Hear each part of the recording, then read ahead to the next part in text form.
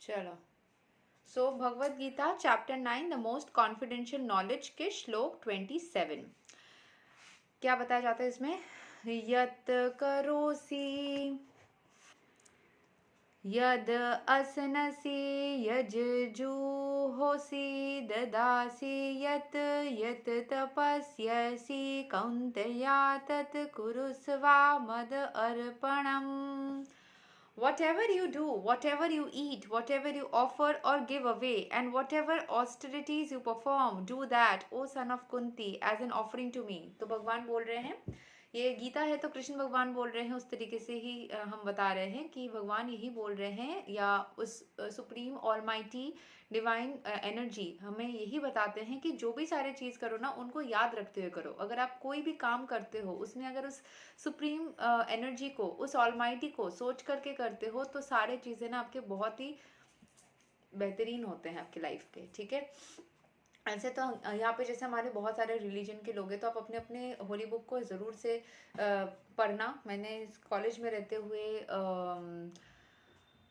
कुरान भी पढ़ा था, बट उसको मैं फिनिश नहीं कर पाई थी. एंड मैं क्रिश्चियन स्कूल से पढ़ी हूँ, कॉन्वेंट स्कूल में पढ़ी हूँ, तो हम लोग को बाइबल का एक वर्स रोज बताया जाता था. सो कुछ भी करे अपने धर्म के हिसाब से या अपने इंटरेस्ट के हिसाब से ज़रूर से एक होली बुक अपने लाइफ में शामिल करें, जिससे एक एक श्लोक आप ज़रूर से रोज़ पढ़ने की कोशिश करेंगे. ठीक है, या हफ्ते में एटलीस्ट एक ही दिन पढ़ो, तो भी थोड़ा थोड़ा तो स्टार्ट करो.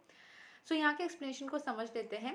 Thus it is the duty of everyone to mold his life in such a way that he will not forget Krishna in any circumstance. Everyone has to work for maintenance of his body and soul together, and Krishna recommends herein that one should work for him. Everyone has to eat something to live, therefore he should accept the remnants of foodstuffs offered to Krishna. Any civilized man has to perform some religious ritualistic ceremonies, therefore Krishna recommends, do it for me, and this is called archana. Therefore has a tendency to give something in charity. Krishna says, give it to me, and this means that all surplus money accumulated should be utilized in furthering the Krishna conscious movement. मतलब ये जब मुझे याद है, जब मैं छोटी सी थी, तो उस टाइम पे मैं अपने मम्मी को बोलती थी कि अगर कुछ भी खाना बनाना है, कुछ प्रसाद खरीदना है, कुछ भी खरीदना है, वो पहले भगवान को देते हो तो प्रसाद बन जाएगा, उसके बाद में ग्रहण करते हो, उससे क्या होगा, सब एनर्जाइज हो जाएगा. मैं स्कूल में थी जब मैंने ये चीज़ बताया था.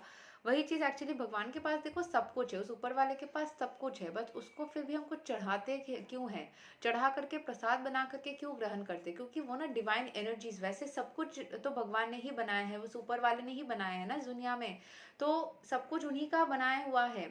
बट हम जब उनके पास में कोई उनकी ही बनाई हुई चीज़ सामने जाके रखते हैं एंड ऑफरिंग जैसा करते हैं, तो वो उसमें ब्लेसिंग्स डालते हैं. जैसे हम अपने माता पिता के बच्चे तो है, लेकिन उनके जब हम ब्लेसिंग्स लेते हैं ना, क्यों अलग से ब्लेसिंग्स देते हैं किसी एक दिन में जाके कि हमें ब्लेस करो कि हमारे साथ में अच्छा हो?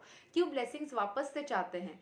क्योंकि उनकी एनर्जीज और वापस से जब हमें मिलेगी तो उससे हम एनर्जाइज हो जाते हैं. जैसे स्टोन्स वोन्स भी पहनते हैं ना हम लोग, तो उसमें हम एनर्जाइज करते हैं, उसको चार्ज करते हैं ताकि वो वापस से और अच्छे से काम करे. सिमिलरली जब हम प्रसाद बना करके कुछ ग्रहण करते हैं, अगर उस तरीके से करें, तो हमें उस ब्लेसिंग्स की एनर्जी से एनर्जाइज हो जाते हैं हम लोग. ठीक है, so and this means that all surplus money accumulated should be utilized in furthering the Krishna consciousness movement. Nowadays people are very much inclined to the meditational process, which is not practical in this age. But if anyone practices meditating on Krishna 24 hours a day by chanting the Hare Krishna mantra, rounds his beads, he is surely the greatest meditator and the greatest yogi, as substantiated by the 6th chapter of the Bhagavad Gita. ये तो 9th chapter हम पढ़ रहे हैं. वैसे भी 6th chapter में भी किसी श्लोक से हमने यही जानते हैं कि अगर आप अलग अलग फॉर्म से मेडिटेशन करते हैं तो वो कुछ हद तक काम कर सकता है, कभी नहीं भी कर सकता. लेकिन आप हर वक्त अगर यहाँ पे कृष्ण, ये मैं गीता पढ़ रही हूँ राइट, गीता में तो कृष्ण कॉन्शियसनेस ही बताया जाता है, तो उसमें यही बताया जा रहा है कि गीता का ये श्लोक नंबर 27 फ्रॉम चैप्टर 9 ये बताता है कि अगर आप हर वक्त कृष्ण कॉन्शियसनेस में रहते हैं, हर वक्त कृष्ण का नाम जापते हैं, हर वक्त अगर आप खुद को बिजी रखते हैं, you are the biggest meditator. जैसे मेरी कोशिश ये रहती है कि मैं बाहर भी जाती हूँ, जैसे कोई मुझे बोल रहे थे कि आप मेरे कोई व्यूअर बोल रहे थे आप चैंटिंग कर रहे हो तो आंखें खुली हुए, या फिर आप फ़ोन देख रहे हो। मुझे बहुत यहाँ पे कमेंट आए थे जब मैं बीच बीच में चैंटिंग करती थी। मैं करूँगी भी अभी आप लोगों के लिए, आप लोगों के साथ एक माला पूरा चैंटिंग करूँगी भी। उसके बीच में कॉल भी आया तो मैं कॉल के बीच बीच में उनका रीडिंग भी कर रही हूँ, मैं एक हाथ में चैंटिंग भी कर रही हूँ।